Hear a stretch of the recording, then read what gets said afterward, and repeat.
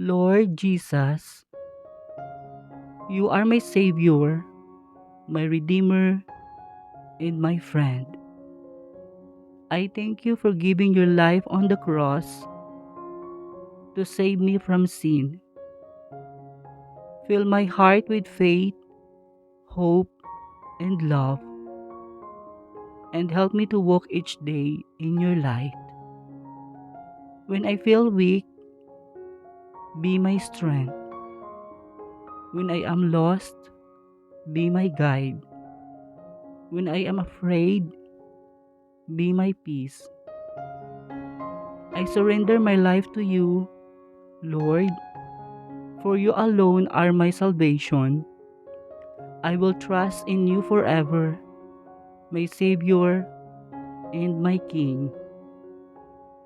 Amen.